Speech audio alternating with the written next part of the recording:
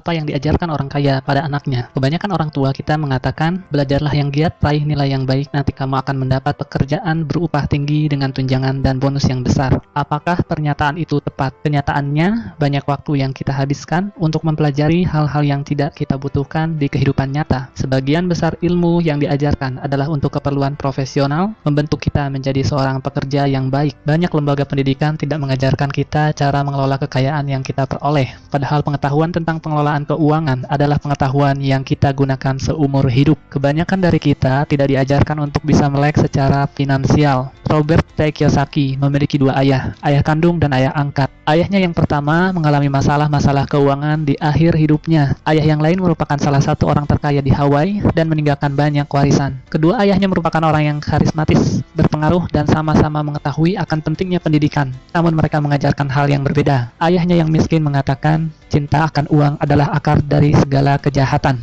Ayahnya yang kaya mengatakan, kekurangan uang adalah akar segala kejahatan. Ayahnya yang miskin mengajari agar menjadi seorang yang pandai dan cerdik sehingga nantinya bisa bekerja di perusahaan besar. Ayahnya yang kaya mengajari agar memiliki perusahaan dan mempekerjakan orang yang pandai dan cerdik. Ayah yang miskin menyuruh untuk menabung. Ayah yang kaya menyuruh untuk berinvestasi. Saat kondisi sulit, ayahnya yang miskin mengatakan, saya tidak mampu mencapainya. Ayah yang kaya mengatakan, bagaimana agar saya mampu mencapainya? Ayah yang miskin mengajarkan kita agar bekerja untuk uang. Ayah yang kaya mengajari bahwa uanglah yang harusnya bekerja untuk kita.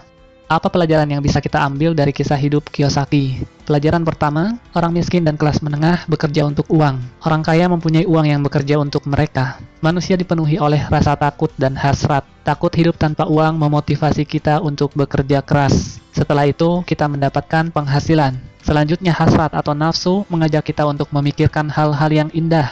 Handphone baru, televisi baru, kendaraan baru, liburan, bioskop, dan lainnya. Semakin besar pendapatan, maka semakin mewah keinginan seseorang dan semakin besar juga pengeluarannya. Ketakutan dan hasrat ini berlangsung terus hingga yang tersisa adalah tagihan cicilan dan berbagai hutang.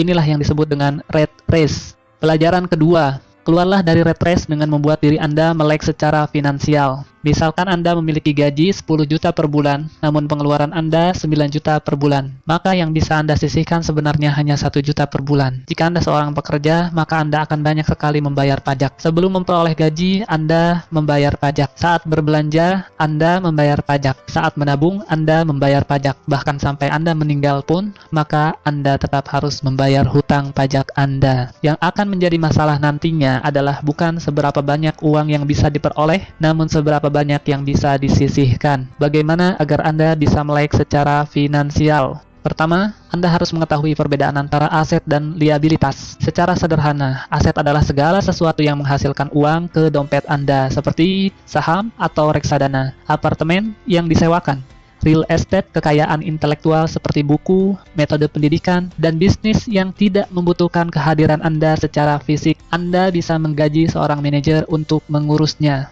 Liabilitas adalah segala sesuatu yang mengeluarkan uang dari dompet Anda. Contohnya adalah hutang kartu kredit, hutang sewa, televisi baru, handphone mewah, asuransi, dan lainnya.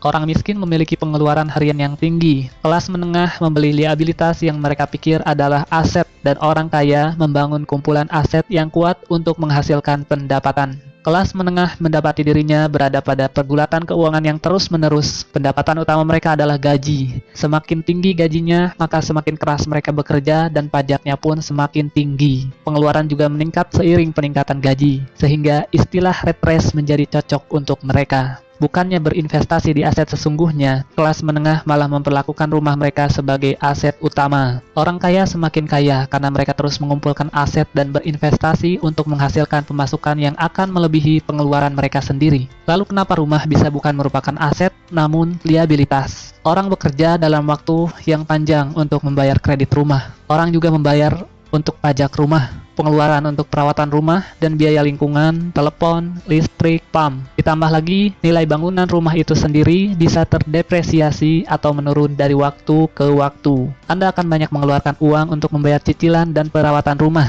Nasihat ayah kaya, bila Anda ingin membeli rumah, pertama kali Anda mesti mempunyai arus kas dari aset Anda. Aset ini yang akan menghasilkan uang, dan kemudian digunakan untuk membayar rumah yang Anda beli. Konsentrasikan usaha Anda untuk membeli aset-aset yang menghasilkan menghasilkan, dan upayakan untuk menjaga liabilitas dan pengeluaran di tingkat yang serendah mungkin. Pelajaran ketiga, mulailah mengelola bisnis Anda sendiri. Anda bisa tetap bekerja di pekerjaan Anda sekarang, tapi mulailah berpikir untuk memiliki bisnis sendiri. Kiyosaki menjual mesin fotokopi dan mendapatkan pemasukan berdasarkan komisi dari perusahaan Xerox. Dengan penghasilannya ini, dia membeli real estate dan dalam waktu 3 tahun, real estate-nya sudah menghasilkan pemasukan yang jauh lebih besar dari gaji yang diterima dari Xerox. Dia tahu bahwa untuk keluar dari rat race dengan cepat, dia harus bekerja lebih keras dengan menjual mesin fotokopi lebih banyak lagi dan mulai membangun bisnisnya sendiri. Jangan membelanjakan semua gaji yang Anda dapat. Bangunlah portfolio aset. Saat aset Anda sudah menghasilkan pendapatan yang cukup, maka Anda boleh membelanjakannya. Kiyosaki kemudian keluar dari tempat kerjanya dan membangun bisnisnya sendiri secara penuh waktu. Pelajaran keempat, bayarlah diri Anda terlebih dahulu. Pajak pendapatan telah diterapkan kepada penduduk di Inggris sejak tahun 1874. Di Amerika Serikat sendiri baru diperkenalkan pada tahun 1913. Saat ini pajak yang direncanakan hanya untuk orang-orang kaya, pleset, sehingga kelas menengah dan orang miskin juga ikut terkena pajak. Kenyataannya, orang kaya selalu mempunyai cara untuk melindungi diri dari pajak yang tinggi, yaitu dengan membuat perusahaan. Perusahaan bukanlah selalu berupa fisik gedung dengan nama perusahaan dan logo yang terpampang di luarnya. Perusahaan adalah dokumen yang berada di lemari pengacara atau notaris yang sah secara hukum. Perusahaan menawarkan keuntungan pajak dan perlindungan dari jeratan hukum. Ini adalah cara yang sah untuk melindungi kekayaan Anda. Orang kaya telah menggunakan cara ini dari generasi ke generasi. Pelajarilah lebih lanjut dan temukan aturan-aturan pajak yang membawa keuntungan terbaik untuk Anda. Ayah kaya berkata, bayarlah diri Anda terlebih dahulu.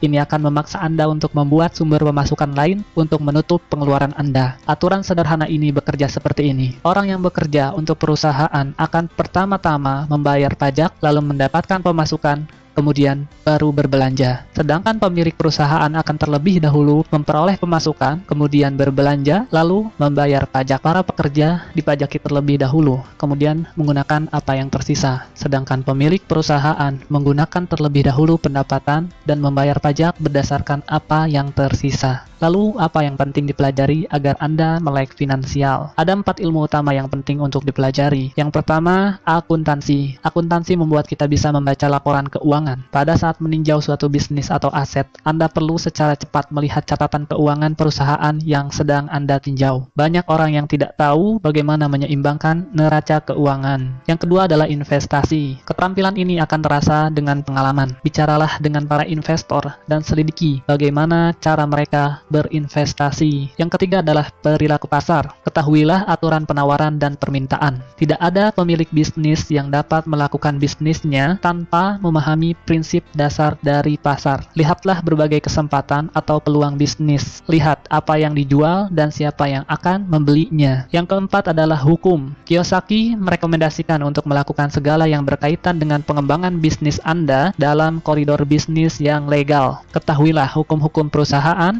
aturan lokal, dan aturan akuntansi yang berlaku. Pelajaran kelima, belajarlah untuk menjadi investor profesional. Ayah kaya menjelaskan bahwa ada 2 jenis investor. Yang pertama adalah pembeli paket investasi. Ini adalah investor yang menelepon retail outlet, perusahaan real estate, stockbroker, atau perencana keuangan dan menaruh uang Anda dalam portfolio investasi yang sudah ada. Cara ini merupakan cara tercepat dan praktis. Yang kedua adalah investor profesional. Rancang sendiri investasi Anda, lakukanlah penawaran aset-aset Anda, dan cari berbagai kemungkinan dari kesempatan yang ada. Ayah kaya sangat menganjurkan jenis investor ini. Anda perlu membangun 3 keterampilan dasar untuk menjadi investor jenis ini. Yang pertama adalah identifikasi kesempatan atau peluang yang dilewatkan oleh orang lain. Yang kedua, belajar bagaimana mengumpulkan uang atau modal. Yang ketiga, belajarlah mengelola orang-orang pandai di sekitar Anda. Belajar untuk mengidentifikasi hal yang menguntungkan Anda, namun masih tersembunyi dalam negosiasi bisnis. Contohnya, bisnis yang sebenarnya dari McDonald bukanlah hamburger yang dijual, namun real estate yang nyaris gratis di bawah gedung franchise McDonald itu sendiri. Di setiap persimpangan yang ramai dalam kota di seluruh dunia, itulah kekayaan sebenarnya dari para pemilik franchise McDonald. Yang perlu diingat adalah, dalam setiap investasi selalu akan ada resiko. Anda harus belajar bagaimana caranya mengelola resiko tersebut dan bukan malah menghindarinya. Pelajaran keenam, bekerjalah untuk belajar, bukan untuk uang.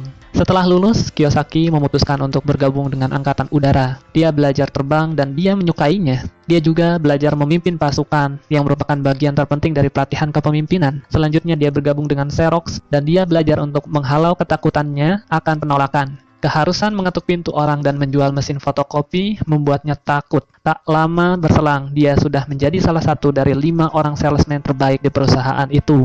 Beberapa tahun kemudian, dia adalah yang nomor 1.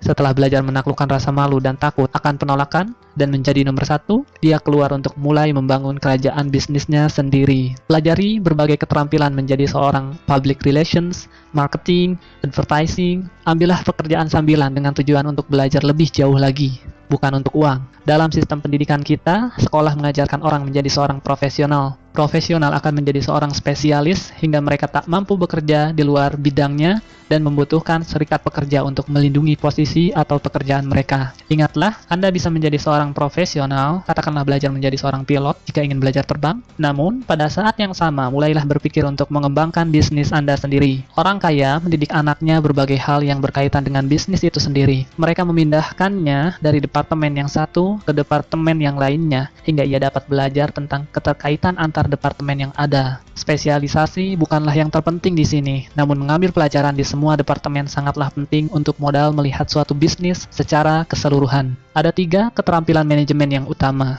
Yang pertama adalah manajemen arus kas, kedua adalah manajemen sistem, ketiga adalah manajemen sumber daya manusia. Jadi, apa saja yang kita pelajari? Yang pertama, orang miskin dan kelas menengah bekerja untuk uang. Orang kaya mempunyai uang yang bekerja untuk mereka. Yang kedua, keluarlah dari rat race dengan membuat diri Anda melek secara finansial. Yang ketiga, mulailah mengelola bisnis Anda sendiri. Yang keempat, bayarlah diri Anda terlebih dahulu. Yang kelima, belajarlah untuk menjadi investor profesional. Yang keenam, bekerjalah untuk belajar, bukan untuk uang. Ingatlah, pekerjaan adalah solusi jangka pendek untuk masalah keuangan jangka panjang Anda. Atasi hambatan Anda dan mulailah bertindak sekarang. Kenapa harus memanjat tangga karir di perusahaan bila Anda bisa memiliki tangganya sekalian?